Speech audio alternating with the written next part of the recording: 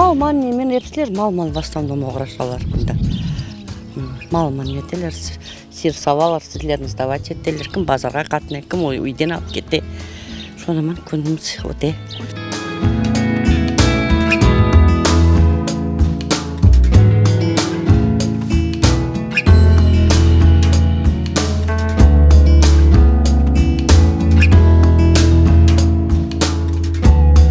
Башта яқшы еді, қой, балабан еді, магазинлер де бар еді, колхоз бар еді, ашында бір шыққамады.